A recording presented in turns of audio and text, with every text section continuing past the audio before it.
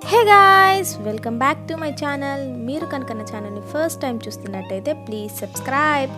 So ఈరోజు వీడియోలో non veg lovers favourite snack chicken pakodi ఎలా తయారు చేయాలో చూద్దాము. మరి ఇంకెందుకు ఆలస్యం, లెట్స్ గెట్ స్టార్టెడ్.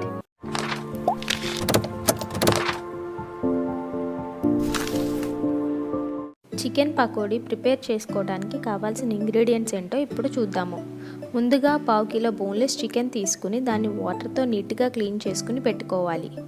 కరివేపాకు, అల్లం వెల్లుల్లి ముద్ద, కారం, ఉప్పు, శనగపిండి, పచ్చిమిర్చి, గుడ్డు, బియ్యపిండి.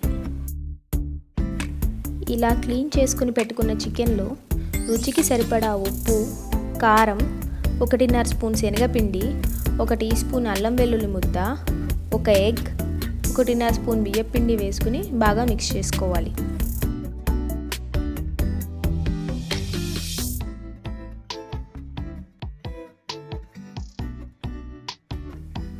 ఇందాక ఇంగ్రీడియంట్స్ లిస్ట్లో చెప్పడం మర్చిపోయానండి. గరం మసాలా కూడా 1 స్పూన్ యాడ్ చేసుకుని బాగా మిక్స్ చేసుకోవాలి.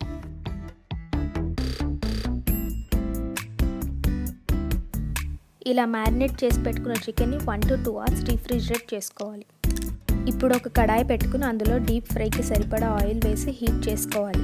అలా హీట్ అయిన ఆయిల్లో మనం ముందుగానే మ్యారినేట్ చేసి పెట్టుకున్న చికెన్ పీసెస్ని విడివిడిగా వేసుకోవాలి. ఎప్పుడూ కూడా చికెన్ పీసెస్ని మీడియం ఫ్లేమ్ మీద ఫ్రై చేసుకోవాలి. ఇలా ఫ్రై అవుతున్న చికెన్ పీసెస్ని స్లోగా తిప్పుకుంటూ గోల్డెన్ బ్రౌన్ కలర్ వచ్చేంత వరకు ఫ్రై చేసుకోవాలి. చూసారు కదా అండి, ఇలా మంచిగా గోల్డెన్ బ్రౌన్ కలర్లోకి వచ్చాక వాటిని కడాయిలోంచి తీసి ఒక ప్లేట్లోకి వేసుకోవాలి.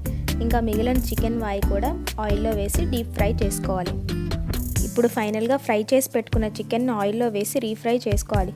కట్ చేసి పెట్టుకున్న పచ్చిమిర్చి, కరివేపాకు వేసి 3 to 5 minutes ఫ్రై చేసి ప్లేట్లోకి తీసుకోవాలి. అండ్ ఫైనల్లీ ఎంతో tasty and crispy chicken pakodi is ready. దీన్ని మీరు tomato sauce, green chutney, mayonnaise దేంతో అయినా తినొచ్చు. దీన్ని మీరు కూడా ఇంట్లో ట్రై చేసి ఎలా ఉందో నాకు కింద కమెంట్ సెక్షన్లో తెలియజేయండి. Thanks for watching my video guys.